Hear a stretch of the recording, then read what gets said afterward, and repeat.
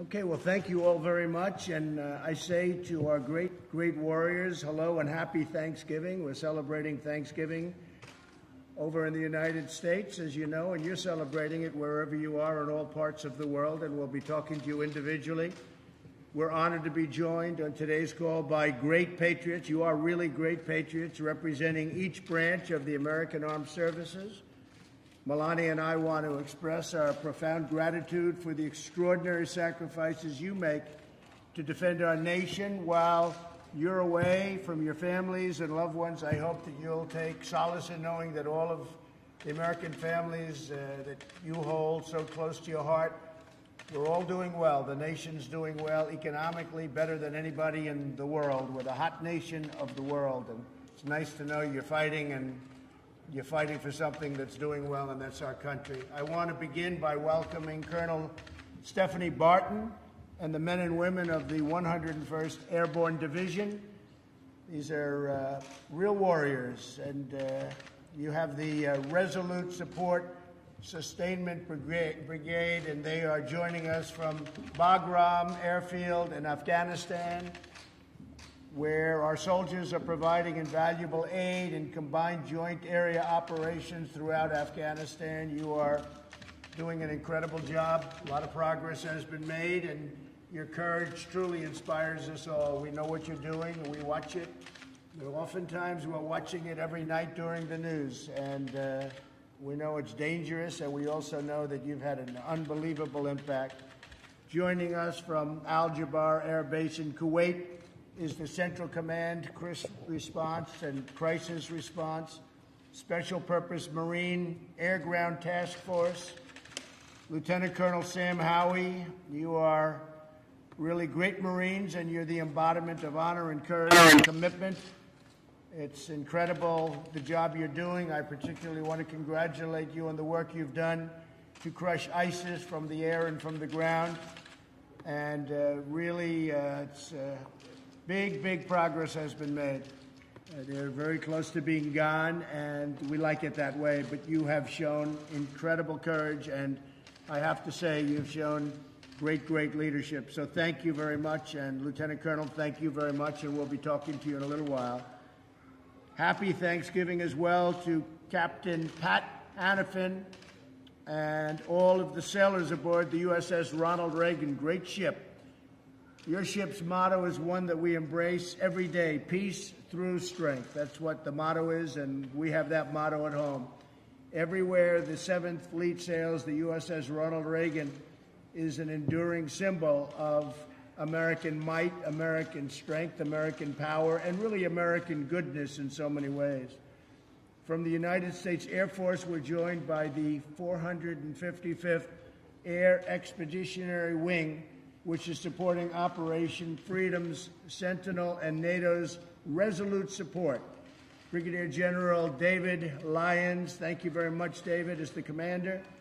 And I want to congratulate you on every minute of the 455th for your outstanding work. Not only have you destroyed hundreds of ISIS, and actually far more than hundreds, and many Taliban targets, but you protect coalition ground forces throughout the region, and you protect them like nobody else. It's incredible the job you do, and I just want to thank you all for being on. And I have to say, General, it's great to speak to you by teleconference and by phone, because your reputation is an incredible one.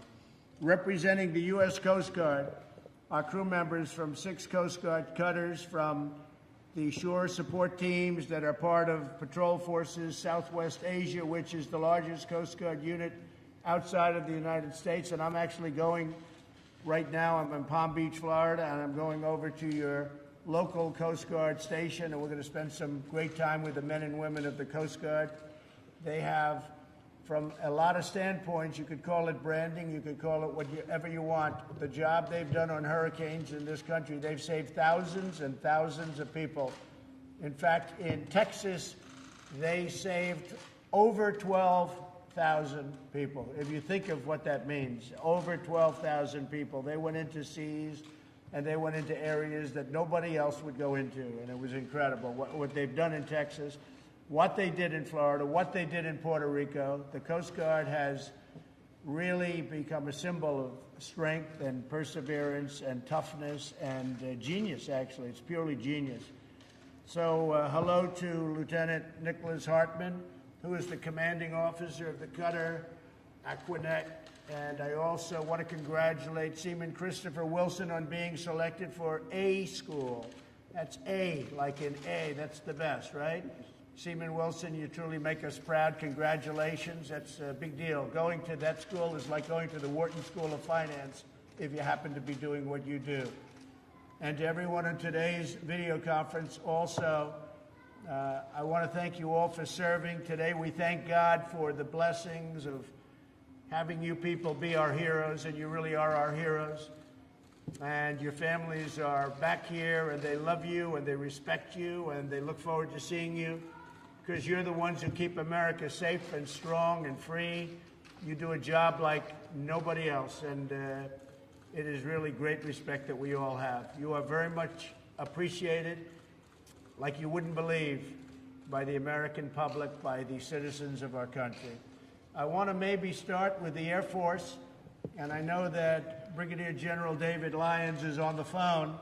And David, tell me a little bit about what you're doing. Our mission here, we defend the two busiest airfields in Afghanistan, Kandahar and Bagram. We support our teammates and our mission sets, and then we deliver decisive combat air power across the entire country of Afghanistan. And Mr. President, I know you can't see us right now, but you've got 150 airmen in this room that would love to say Happy Thanksgiving to you. Vultures, what do you say to the President? Happy Thanksgiving! That's great. That's really fantastic. How are things going over there? Are you looking up? How is it looking to you? You've seen it. You've been there a while, and you've seen what's going on. You know what's happening better than anybody. How do you find things going? Both the Taliban and ISIS are resilient adversaries, but I think that we're doing well. We get after them every single day. Our objective here is to fight the away game. And so what I mean by that is we never want this adversary to reach our shores again. And so every airman here is dedicated to keeping this fight away from our shores. A stable Afghanistan is good for Afghanistan, but we do what we do for America, sir.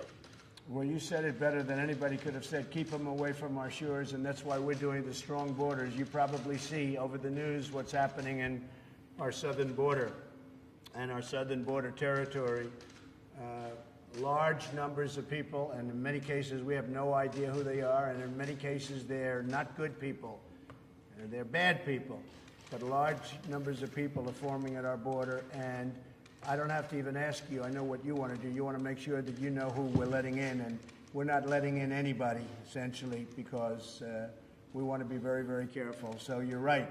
You're doing it over there. We're doing it over here. And your people at the border, we have the military at the border for the first time. I don't know if it's ever, or certainly there's never been a presence like this, but we have a very powerful border now. We have the Cosentina fencing, and we have things that people don't even believe. We took old broken wall and we wrapped it with barbed wire plus. I guess you could really call it barbed wire plus. This is the ultimate. And nobody's getting through these walls, and we're going to make sure they're the right people, because that's what you and your family want, and all of your families, that's what they want. And that's why we're all fighting. You know, we're fighting for borders. We're fighting for our country. If we don't have borders, we don't have a country. So we're doing very well on the southern border. We're very tough. We get a lot of bad court decisions from the Ninth Circuit, which has become a big thorn in our side. We always lose, and then you lose again and again, and then you hopefully win at the Supreme Court, which we've done. But it's a terrible thing when judges take over your protective services, when they tell you how to protect your border. It's a disgrace. So we're winning, and you're winning, and I appreciate it very much. And General, your reputation's an incredible one. Thank you very much for doing the job, and I'll see you back when you're in the United States, or maybe I'll even see you over there. You never know what's going to happen. Thank you, Mr. President. We appreciate that. Thank you very much. Thank you very much. Really great. And thank all the men and women with you. Really spectacular people. Well, next, let's talk to the U.S. Coast Guard Commanding Officer, Coast Guard Cutter, Aquanic, and it would be Lieutenant Nick Hartman. And so, Nick, tell me a little bit about what you're doing, where you are, and how's it going? Good morning, Mr. President. This is Nicholas Hartman, like you mentioned, from Coast Guard Cutter Aquanic. Here in the room, we have 14 members from Patrol Forces Southwest Asia, and we're located in the Kingdom of Bahrain, Mr. President. Our mission out here is to patrol the Arabian Gulf, Straits of Hormuz, and conduct our U.S. Central Command and NAVCENT objectives here in the Gulf. A lot of our work is partnering and building relationships with the Gulf Coast countries, and so that we have a good standing and resolve here in the Arabian Gulf and at Central Command AOR. Things, in my opinion, are going very well for us. And what do you see in the region? What's going on in the region? How are they feeling about things? How are they feeling about trade? Because, you know, trade for me is a very big subject all over. We've been taken advantage of for many, many years by bad trade deals. We don't have any good trade deals. How are you finding things in the region, Nick? Mr. President, from our perspective out on the water, sir, we're seeing that there is an abundance of trade happening in the region. There are vessels moving through the Straits of Hormuz and across the Arabian Gulf on a daily basis, carrying cargo to and fro, and we don't see any issues in terms of trade right now, sir. Okay. Well, you'll keep it that way, and you know we want to have good free trade. We also want to have fair deals where we can do well too, not just everybody else. Right now, every nation in the world does well with us. We don't do well with them. So that's changing, and it's changing fast. And where you are is a big factor in that, as you know. You've been told and you've been briefed. Well, I want to thank you very much, Nick, and great job. And again, as I said, there's no brand that's gone up like the Coast Guard over the last couple of years because of what you've done with the hurricanes in this country. People saw things that they've never seen before. The bravery of your people going out in waves like record-setting. It's been record-setting. The one hurricane in Texas, they say, dumped more water, and it was more violent in terms of water than anything we've ever had in the country. And you guys went out there and you did it like just a day in the office, and I really appreciate it. We all really appreciate it, Nick, and thank you very much. Thank you very much. Thank you, Mr. President, and happy Thanksgiving. Thank you. You take care of yourself. Let's go to the Army. A good old Army. We love the Army. We have Colonel Stephanie Barton, the U.S. Army. And Stephanie, tell us a little bit about yourself and where you are and what you're focused on, what you're doing. First and foremost, good morning and happy Thanksgiving on behalf of the 101st Sustainment Brigade. We're currently located in Bagram, Afghanistan. Sir, what we do for the country of Afghanistan, we're the senior logistics headquarters in theater, and it is an away game. And I will tell you, in order to fight and win the nation's wars, it's because of sustainment and logistics. And you've got highly motivated, true professionals in this room and outside this room that are truly making it happen. We support, if it's in the hands of the warfighter, it comes through us to them. So we support everything from coalition to joint forces, from border to border here in the country, sir. Good. And how are you finding things in Afghanistan right now? Sir, it's good. We're truly making the mission happen. When it comes to sustainment, we're responsible for all the strategic, operational, and tactical logistics.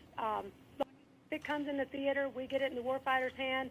But we have a phenomenal team, and I can't speak enough about that, because a lot of the times the sustainment community, we're behind the scenes, which is fine. But it's a good team effort, and it takes the support by all to make it happen. So, Colonel, how many people are you commanding right now, would you say? There are 10,000. Wow. That's a lot of people. That's fantastic, Stephanie. That's beautiful. That's beautiful. And not only is it important what you're doing, but you're enjoying what you're doing. Is that right? Sir, absolutely. We truly love it, and I will tell you, our formation is a great mixture. We have all the Army combos from the active duty, National Guard, Reserve. We have Army, DOD civilians, and civilian contractors that literally we all come together and make this mission happen. So we do hate that we're not with our family and friends today, but I tell you, we are a close family here, and I'm truly happy to be a part of it. It takes the whole community, from green suiters to civilians, to make it happen. And sir, you would be very proud, because we truly are. It's fantastic. We're proud of you. And I tell you what, we're proud of you people. And please say hello to everybody. Have an incredible Thanksgiving. And now we're taking good care of you. You know, the budget's now at $716 billion, Stephanie, right? So we're getting rid of some of that old equipment that you see what's going in. The best in the world, right? So you see a big difference, an awfully big difference from what we had before. And it's only getting better. We'll be stronger than ever before, and with people like you, we feel very confident. So, Stephanie, thank you very much. Happy Thanksgiving to all, and I will see you when you're back. Sounds great. We have one last message, if that's okay. Yes. 1, Yes. 2, 3, go! That's great. I really appreciate that. I really do. I appreciate it. Take care of yourself. We'll see you all soon. Thank you. From the U.S. Marine Corps, we have Colonel George Schreffler. And George, are you on? So this is Lieutenant Colonel Sam Howie. Colonel Schreffler is doing a battlefield circulation right now. Oh. I'm the executive officer, and I'm here with Civil Marines. Good. That's great. That's great, Sam. Good. How's it going over there? It's going great, sir. Right now, the Special Purpose MAGTF, we're based in Kuwait, but we have Marines from Jordan all the way to Afghanistan and up into Iraq and Syria. And every day those Marines are ensuring that those who would do us harm pay for it. It's pretty amazing watching these young men and women, sailors and Marines, and what they do with a smile on their face every day. And how is the progress coming, would you say? I'd say the progress is excellent, sir. We've moved throughout those areas and cleared the vast majority of those enemy forces who face us. And right now, I think we're in a good position to continue that for the rest of the year or foreseeable future. That's great. That's great. I'm hearing very good things. And they treat you good over there, I imagine, right? Do they treat you good? They're outstanding. Our partners throughout, included here at Al Jaber Air Base with the Air Force, they treat us like gold. We want for nothing. And today we had, I think everyone can agree, a fantastic Thanksgiving dinner here aboard the base. That's great. That's great. Well, they should. We're good friends, and they've been a good ally. We treat them well, and they treat us well, and a lot of good things are happening over there. People are surprised to see how fast things are turning around. But you have one of the great bases. You have something that's incredible and special. And we'll get to see you, George. We're going to get to see you very soon. And I will say, and say hello to everybody else, but I will say I want you to have a great Thanksgiving. You are, what's the time difference? What is your time lag over there? How many hours between, let's say, East Coast? Right now, sir, it's 1800 in the evening. Right. So it's about a big 8-hour difference between Yeah. us. Yeah. That's a pretty big That's time a pretty difference, big right? difference, right? That's a pretty big time difference. So you've celebrated. Well, listen, you just take care of yourself and say hello to the Colonel and everybody. And you're special people, very, very special people, and we're very proud of you. And give my regards to Kuwait and everybody, but a lot of progress being made. Your country is really doing well. It's really doing well, like it hasn't done before. So that's good. It's always good to be fighting for something that is working. And unlike a lot of countries, this one works well, and it's working better than ever. So we'll see you when you're back, or maybe we'll see you some other place, okay? Well, thank you very much. Thank you very much. Thank you. Take care of yourself. From the U.S. Navy, we have the commanding officer, Captain Pat Hannafin. And Pat, are you on the phone? Yes, sir, I'm with you. And from the over 4,800 sailors and airmen aboard USS Ronald Reagan, the nation's only permanently forward deployed aircraft carrier. We are currently in Victoria Harbor, Hong Kong, about 13 hours ahead of you. Still Thanksgiving here. And from all the sailors on board Reagan, serving peace and strength for America in the Indo-Pacific. We wish you a happy Thanksgiving. Well, that's great, Pat. I appreciate it very much, and say hello to everybody, and happy Thanksgiving to you. So the condition of the ship is A1? Alpha 1, sir, absolutely.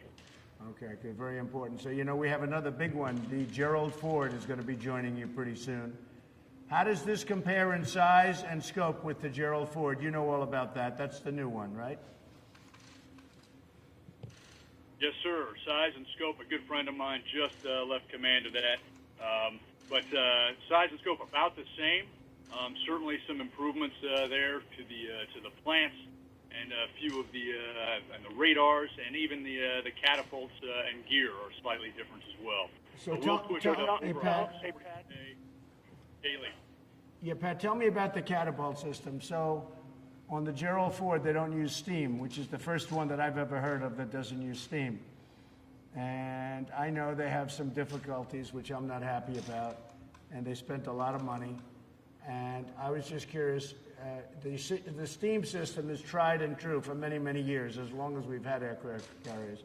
How do you find steam versus what they're doing on the Gerald Ford, which is electronic and digital, if you can believe it? Yes, sir. All of our Nimitz super carriers have been using steam for decades, and we find it pretty reliable. However, the electromagnetic catapults that they're running there offer some great benefits. To obviously, like any new piece, you got to work through the bugs, but they offer some benefits not only to stress and strain on the aircraft, to extend service life and other pieces. I have no doubt we'll work through that just as we work through all of our other advancements, and continue to bring it to the enemy when called to do so.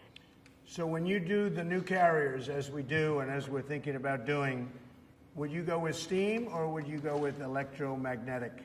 Because steam is very reliable, and the electromagnetic, I mean, unfortunately you have to be Albert Einstein to really work it properly. What would you do? Yes, sir. You sort of have to be Albert Einstein to run the nuclear power plants that we have here as well, but we're doing that very well. I would go, sir, Mr. President, I would go electromagnetic cats. I think that's the way to go. We do pay a heavy cost for transiting the steam around the ship. Good. Okay. I like to hear that. I'm actually happy about that answer, because at least, they're doing what they're doing, but that's actually a very good answer. So, Pat, how are you seeing things over there? What's going on? Yes, sir. We have been flying, sailing, and operating everywhere international law allows, just as we have for decades out here, in full support of our free and open Indo-Pacific push in company with our Japanese and other allies. We've worked with the Japanese here in Keen Sword, the Australians, Canadians, so a lot of allies out here, and we are certainly their best friend and our allies and our adversaries' worst fear. And that's exactly what we want to do, is bring peace through strength to this region. Right. And you have a 6-month deployment approximately? Sir, we're a little shorter than that, but Reagan, as your only permanently forward deployed carrier, spends about half of the time each year out and about half back in getting maintenance work on it. Each of the sailors and airmen aboard spend 3 to 5 years out here with us at a time before going back to a stateside assignment. But we're all honored to be serving the nation out here. Right. Pat, why is it that the Reagan is the only one that's permanently deployed of all the aircraft carriers? Why is that? Was it set up for that, or is it just happens to be? Yes, sir. We have worked a single aircraft carrier out in Japan for decades now. Reagan took that role back in about 2013. I'm sorry, that's not quite right. About 2016.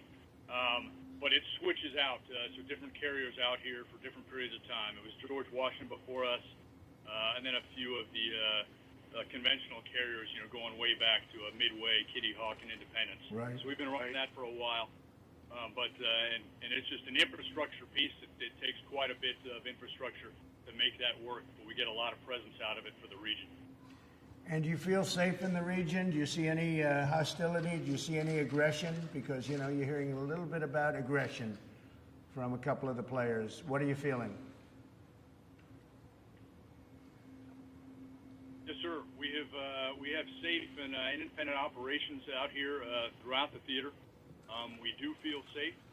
There have been a couple of close calls, but in most cases, the vast majority, they are professional navies, and we have no doubt that we can bring that we bring the U.S. interest to the theater, and expect that to continue into the future.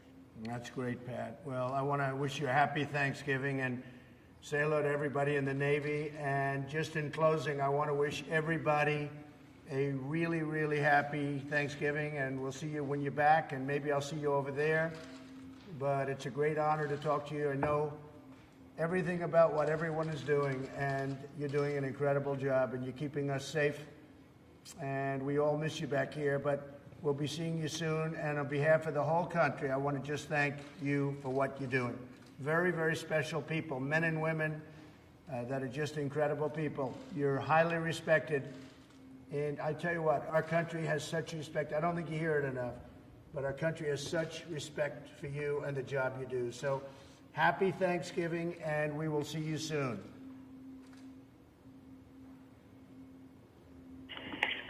Happy Thanksgiving.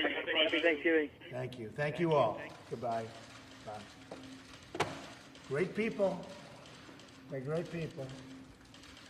Okay? President, are you looking forward to going to Afghanistan or going to the Middle East? We're going to do some interesting things at the appropriate time. We'll be doing some very interesting things. Excuse me? Do you have a sense of when the trip might be yet? I do, but I can't tell you. You're the last people I can tell. How is everything in Florida doing? Okay. Weather's good, right? It's Florida. Welcome to the Southern White House. Does the CIA have a recording of MBS demanding Khashoggi's silence? I don't want to talk about it. You have to ask them. About the border, Mr. President, Well, the border's coming along very well. It's become very strong. We're getting some terrible decisions from the Ninth Circuit, as usual. I don't know if we've ever had a victory in the Ninth Circuit. We have to appeal it. Yes, a vast number of their decisions get overturned, generally speaking. And it's a shame. It's a shame. It's a disgrace, frankly. And essentially, they're legislating. They're saying what to do. Some judge sitting in some location very far away is telling our incredible military and law enforcement what to do. And it's not right. And it's been going on like that for a long time. And we are doing really well, considering the laws are a disaster. And if we had the right laws, it would be a lot less expensive and would do it a lot easier. But we don't have the right laws, and we have people interpreting the laws, and they always give us a bad interpretation. So hopefully we've shown some light on the Ninth Circuit. I know that Chief Justice John Roberts, has been speaking a little bit about it, and I think and I have a lot of respect for him. I like him and I respect him, but I think we have to use some common sense. This Ninth Circuit, everybody knows it. It's totally out of control. And what they're doing, what they're saying, the opinions are very unfair to law enforcement. They're very unfair to our military. And they're very unfair, most importantly, to the people of our country, because I'm keeping them safe. And you see how we fortified things, and all of that vast amount of fighting that you see going on at the border, it's all taking place in Mexico. And Mexico cannot believe how tough these people are. The mayor of Tijuana and so many others had said, boy, these are tough people. They start fighting right away. They're tough people. You have many criminals in that caravan, and the big caravan hasn't arrived yet. And we're very well fortified. We have fencing and walls like very few people have. We've been able to do it rather quickly. Cosentino wire, and so many other things are there now that they didn't have. and they're not coming through. We're not letting criminals into our country. Got to come in legally. You have to come in through a process. So we want people to come in because I have many, many companies moving back into the United States. They're opening up car plants. They're opening up factories all over the country. The United States is booming. We have the lowest unemployment we've essentially in most groups ever had. So we have a lot of good things happening. We need workers, but they have to come in legally. We want them to come in, but they have to be people that want to work and want to do a great job for our country. They come in through a merit system. They have to come in. Right now, under the Democrats, they don't have a merit system. They want open borders and people can just flow in. You have tremendously dangerous people in those caravans. And we do not want them coming into the United States, and we're not going to let them. We're throwing out MS-13 and so many others. We're throwing them out of our country by the thousands that got in here over the years. And we're throwing them out by the thousands, and we're bringing back towns. We're making towns safe, and we're doing an excellent job. But we're getting hurt by the Ninth Circuit very, very badly. Everybody files in the Ninth Circuit. I haven't seen anybody file anyplace else. They automatically go to the Ninth Circuit. They could go any place in the country. And I think we're going to have to stop that somehow. The judges are going to have to get together, or Congress is going to have to get together and stop it, because they're taking advantage of our country by filing consistently and always, just about, that I see, in the Ninth Circuit. Even our legislation that we did have passed, it failed in the Ninth Circuit, it failed in the Ninth Circuit appeal, it then won in the Supreme Court. And it's just a shame, because it's really hurting people. It's hurting our law enforcement tremendously. And now that the military is on the border, it's really hurting our military. And frankly, when they hear of these decisions, these are professional, the military, the law enforcement, first responders, they can't believe the decisions that are being made by these judges. This is what they do. They do law enforcement, law and order. And they get these decisions down. They say, who makes these decisions? They're not into the lawyer things. They say, who makes these decisions? Who are the people that are giving these decisions that are going to make it unsafe for us, meaning law enforcement and military, and making it unsafe for the United States? So despite that, we have a very powerful border, and a lot of good things are happening. Mr. President, are you concerned that by not punishing Saudi Arabia more, it could send a message to other world leaders that they can do as they please and America could be weak in their eyes? No, not at all. Saudi Arabia has been a long-time strategic partner. They're investing hundreds of billions of dollars in our country. I mean, hundreds of billions. They're keeping the oil prices low. I see that yesterday, one of the papers, I was blamed for causing traffic jams because I have the oil prices so low. Well, I have the oil prices low because I'm jawboning them and others all the time to keep them low. Nobody ever did that. No president ever did that. And gasoline is now at a very low number. But I actually got even beat up for that, where they said the president has the gasoline so low that he's causing traffic jams. Can you believe this one? I said, that's one nobody ever thought of. So anyway, no, but I'll always, let's have some traffic jams. We want low oil prices. And Saudi Arabia's really did a good job in that respect. They pumped out a lot more oil than was going to be pumped out when I called them about 4 weeks ago. And if you look at oil 4 weeks ago, it was at 82, 83, and it was going up to 100 a barrel. That would have doubled your prices and even tripled your prices at the car for gasoline. And instead, you have very low gas prices all over the country. That's because of what I did, and Saudi Arabia helped us. But very importantly, they're investing billions of dollars. They're buying their equipment from us. And remember this, they don't have to buy it from us. They can buy it from Russia, and they can buy it from China. They make very good equipment. They don't make as good equipment as we make. Nobody does. Nobody even close. But they make very good equipment. So they can spend that money in Russia and China and other places, and that is not acceptable. Well, the CIA, Mr. President, concluded with confidence that India... They didn't conclude. No, Josh, they didn't conclude. I'm sorry. Do you think they did not? Josh, no, they didn't conclude. They did not come to a conclusion. They have feelings certain ways, but they didn't have the report. And you can ask Mike, they have not concluded. Nobody's concluded. I don't know if anyone's going to be able to conclude that the Crown Prince did it. But I will say this, I don't know. I don't know. But whether he did or whether he didn't, He denies it vehemently. His father denies it, the king, vehemently. The CIA doesn't say they did it. They do point out certain things, and in pointing out those things, you can conclude that maybe he did or maybe he didn't. But that was another part of the false reporting, because a lot of you said yesterday that they said he did it. Well, they didn't say that. They said he might have done it. That's a big difference. But they're vehemently denying it, and we have hundreds of thousands of jobs. Do people really want me to give up hundreds of thousands of jobs? And frankly, if we went by this standard, we wouldn't be able to have anybody as an ally, because look at what happens all over the world. But then you could also take a look at Iran. Take a look at Syria, where, millions of people have been just slaughtered horribly, horribly. You take a look at what's going on in Iran and the vicious situation that's taking place there and the number of people that are being killed and slaughtered. You take a look all over the world. We're not going to be able to deal with, let's not deal with anybody. The fact is that Saudi Arabia is tremendously helpful in the Middle East. If we didn't have Saudi Arabia, we wouldn't have a big base. We wouldn't have any reason, probably. I mean, if you look at Israel, Israel would be in big trouble without Saudi Arabia. So what does that mean? Israel's going to leave? You want Israel to leave? We have a very strong ally in Saudi Arabia.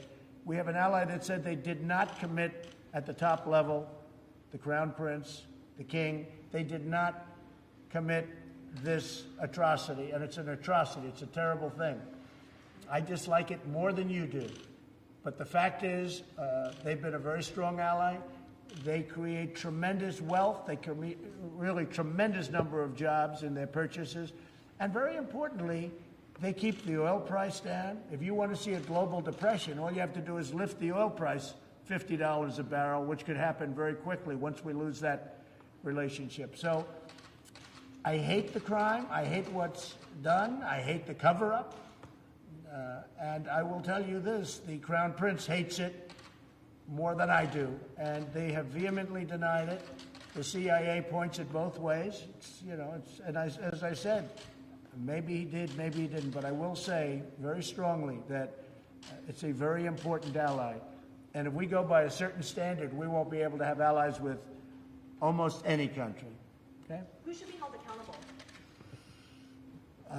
Maybe the world should be held accountable, because the world is a vicious place. The world is a very, very vicious place. You look at what's happening in China, and you look at what's happening in so many different countries. I could name many countries. You look at what's happening with terrorism all over the world.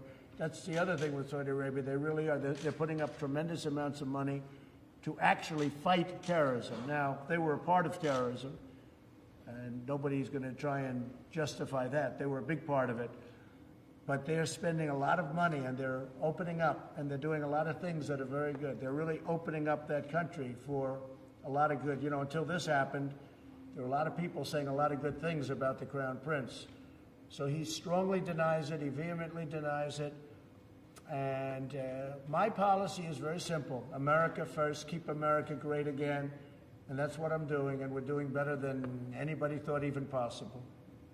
Yes, ma'am. Sir, you've been talking to the troops. I'm wondering if To who? The troops today. Yes. I'm wondering if you can tell us at what point do you want to withdraw troops from Afghanistan? Well, we're always looking to do the right thing, and we'll be seeing over a period of time. But we're looking, I just spoke to Afghanistan, as you know. We're always looking to do whatever's right. We're in very strong negotiations in Afghanistan right now, which a lot of people don't know about. This may be the first, but we are in very, very strong negotiation in Afghanistan. We'll see what happens. If something happens, that would be a great thing. I'd be very happy about that. I really think the people of Afghanistan also, and they are good fighters, and they fought for a long time. They fought for a lot longer than we fought. They've been fighting for many, many, many decades. But I think they're tired of fighting. And we'll see what happens, but we are talking about peace. We'll see if that happens. Negotiations with? We have negotiations going on. I don't know that they're going to be successful. Maybe they're not. Probably they're not. Who knows? They might be. They might not be. You know my attitude on all of that stuff, whether it's North Korea or anybody else. Maybe they are going to be successful. Maybe they're not going to be. But we have negotiations going on right now in Afghanistan. Okay? Mr. President, what is your response to phone call wasn't enough for the troops today? Well, nobody's done more for the military than I have. I took the budget from very little to $700 billion and then $716 billion.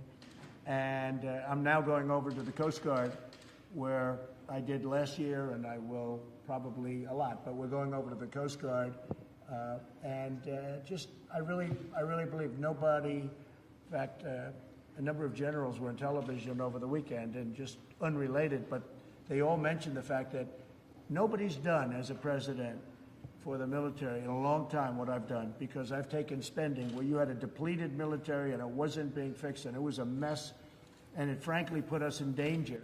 And I was able to get Congress to give us $700 billion and now $716 billion for our military. And I've also done more for the vets than anybody's ever done. I got choice approved. They've been trying to get choice for 40 years, more than 40 years. They couldn't get it, where a vet can go directly to a doctor now instead of waiting on line for 2 months and 2 weeks and 3 weeks, and amounts of time that are unthinkable to anybody, including yourselves. So I think I've done more than anybody else, certainly in many, many years and probably in many decades. Mr. President, are there any updates on the troops that are being sent to the border in regards to the caravan? No troops. We're going to have a strong border. Our southern border is going to be very strong. You heard me speaking to some of the folks just now in different parts of the world, and they're so proud of the job they're doing. And you got to have borders. If you don't have borders, you don't have a country. I mean, the Democrats want open borders, and they want these people coming in. Many of those people are criminals, okay, and have been so adjudged. We know who they are. They have records. They have some very substantial criminal records, some very bad criminal records. They're in the caravan. You saw what happened in Tijuana, where a number of the people said, these are tough people. They start fighting. They're starting fistfights. They have fistfights all over the streets. They're starting fistfights. They said, these are not like normal, innocent people. These are people, you talk to them, and they start a fistfight. I don't want that in this country. Okay? Mr. President, what about the idea that the military may use lethal force against these migrants? If they have to, they're going to use lethal force. I've given the okay. Yeah, if they have to. I hope they don't have to. But, you know, you're dealing with a minimum of 500 serious criminals. So I'm not going to let the military be taken advantage of. I have no choice. Do I want that to happen? Absolutely not. But you're dealing with rough people. You ask the people in Tijuana, Mexico. They opened up with wide arms. Just come in, let me help you, let us take care of you. And within 2 days, now they're going crazy to get them out. They want them out. Because things are happening, bad things are happening in Tijuana. And again, it's not in this country because we've closed it up. 2 days ago, we closed the border. We actually just closed it. We're saying nobody's coming in because it was out of control. But you take a look at Tijuana, Mexico, and you see what's happening there. It's really a bad situation. What do you mean you close the border and nobody's coming in? What do you mean by that? If we find that it's uncontrollable, Josh, if we find that it gets to a level where we are going to lose control or where people are going to start getting hurt, we will close entry into the country for a period of time until we can get it under control. To the entire border? The whole border. I mean the whole border. And Mexico will not be able to sell their cars into the United States, where they make so many cars at great benefit to them, not at great benefit to us, by the way. But at least now we have a good new trade deal with Mexico and with Canada. But we will close the border. And that means that Mexico's not going to be able to sell their cars into the United States until it's open. But we're going to either have a border or we're not. And when they lose control of the border on the Mexico side, we just close the border. And we have a very powerful border. We built a very strong border in a very short period of time, and the military has been fantastic. The job they've done. And by the way, Border Patrol and ICE, all of the law enforcement we have involved, and we have local law enforcement too, they have done an incredible job. And they've wanted this for years. You know, I'm the first president that's done it to this extent, but they've wanted this for years.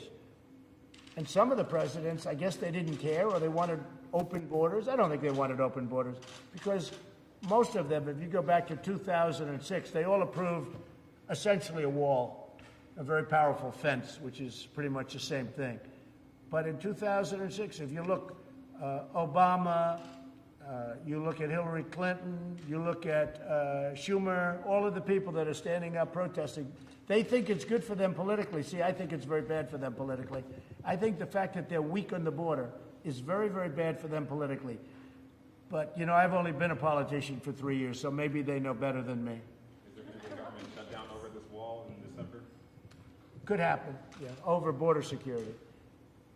The wall is just a part of border security, a very important part, probably the most important part. But could there be a shutdown? There certainly could, and it will be about border security, of which the wall is a part. Do you think that Secretary Nielsen is doing a good enough job? Well, she's in there trying, I'll tell you. It's a tough job. I mean, yesterday she gets a ruling that things that we were doing, a judge that knows nothing about it decided to take law enforcement into his own hands, and he gives a ridiculous ruling. So we'll appeal it. But it makes the job harder. We're still doing the job perfectly. But it makes the job harder, and it makes the job more dangerous. Because a judge made a ruling that was shocking. Okay? Just to be clear, going back to the idea of shutting down the border, what would it take for you to reach that step and want to do that? Well, I've already shut it down. I've already shut it down for short periods. Are you talking about that one border? No, yeah.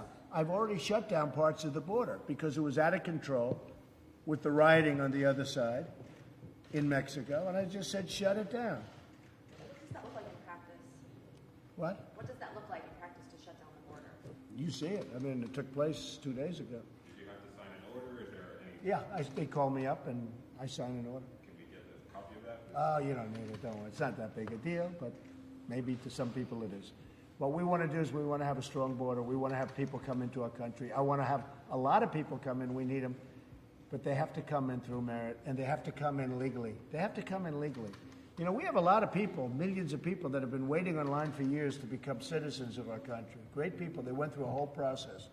And then these people come in, and they think they're just going to walk in, and it's a very unfair thing to all of the people that have been waiting online, in some cases for many years, because they've done it right, but they don't think they've done it right, because they said, well, how can we do it right? And we go through this very complicated legal process, and they have lawyers and everything else, and then you have people rushing through the border, and they're supposed to stay. It's not happening with me. We've been very tough on the border. I mean, the problem that we have is that I've created and helped create a country that's doing better than it's ever done economically, so a lot of people are coming up here because their countries are not doing well. And perhaps for a reason. But whatever that reason is, their countries are not doing well. Okay, a couple of more.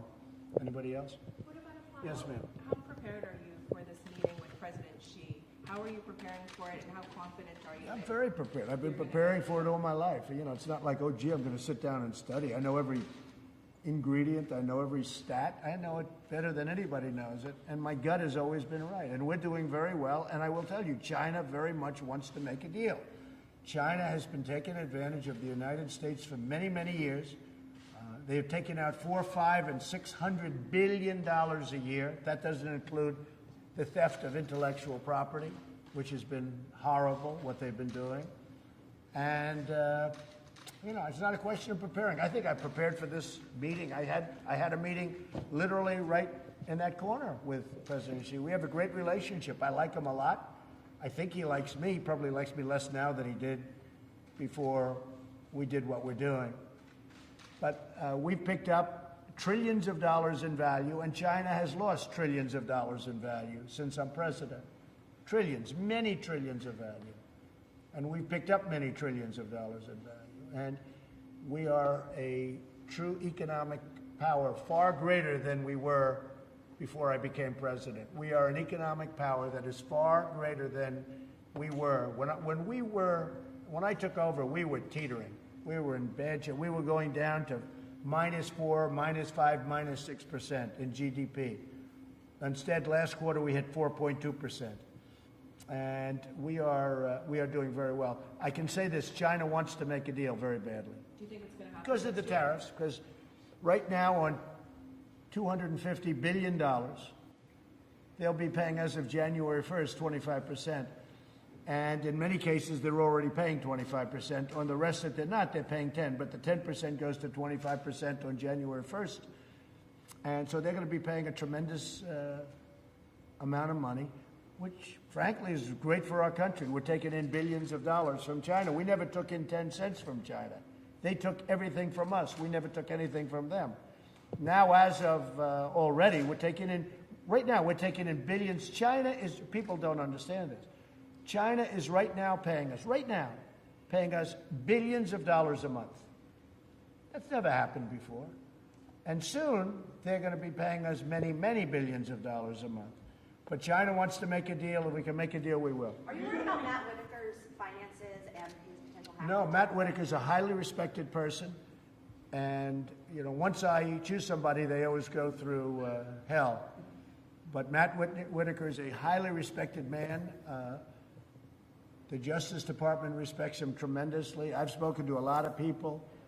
And, you know, the press has been nasty to Matt Whitaker, but I can tell you that he is a highly respected, strong person, and he's doing a great job. Everybody tells me that. He's doing a really great job. Have you done anything, Mr. President, to try to bring Julian Assange back to the United States? And No, I haven't been asked to, no. Would you want him to face charges here? I don't know anything about it. I'm not very familiar with the whole situation, but I would say that if somebody made a request, I guess it's something we consider. I just don't know very much about that situation. Okay? What else? Anything else? Are you interviewing people this week for new jobs in your administration? Yeah, we'll have a few. I'm very happy with my cabinet and people that work for me and for us, really work for the country. We have a great cabinet. We have absolute stars. But a few of them, I would say, can do very well outside. Everyone's doing well when they leave. That's one thing I'll tell you. Everyone that leaves the Trump administration has come out really well. I'm very proud of a lot of them. Look at Hope. Hope Hicks is doing a fantastic job. She's a fantastic young woman, and I'm very proud of her. Look how she's doing. She's become a very important person in the outside world. And we have many such people where they work here for a year and a half or for a period of time, and they go outside and they do really well. Many of them. So, and that's what I want. I want to see. There's always a lot of change. Yeah, I'll probably be changing a couple. Maybe a few, but very little. Overall, we're very happy. Are you doing interviews this week for that? Yeah, I'm doing interviews this week. I'll do interviews as we say in the Southern White House. People like doing interviews here. What jobs are you interviewing for, Mr. President? Well, I'll let you know. But you'll be now, seeing. I know. Maybe I will. Have you talked to Ivanka about her emails? Yeah, I have, actually. And very innocent, a short period of time, very early on. There was no deletion of emails like the 33,000 plus probably another 100,000 that Hillary Clinton did after she got a subpoena. There was no bleach pit. There was no anything, just innocent emails. There were no classified emails. A much different deal. It's another fake news story. And she did transition out. She was a private person, and then ultimately she transitioned out from private to government. And I believe all of her records are in the Historical Society, the historical records. Much different than the other situation that I've talked about for a long time. But she transitioned out, but everything's in historical records. I'll see you over at the Coast Guard. I'm going over to say hello to the Coast Guard right now, which I look forward to. I'll see you. I don't know if you're going, but if you are, I'll see you there. Thank you all very much. What are you most thankful for, Mr. President? For having a great family, and for having made a tremendous difference in this country. I've made a tremendous difference in the country. This country is so much stronger now than it was when I took office that you wouldn't believe it. And, I mean, you see it, but so much stronger that people can't even believe it. When I see foreign leaders, they say, we cannot believe the difference in strength between the United States now and the United States 2 years ago. Made a lot of progress. Thank you very much. We're going to see you guys at the Coast Guard. Thank you so much. Thank you, everybody. Thank you so much. You guys, thank you. And so, of course, yeah.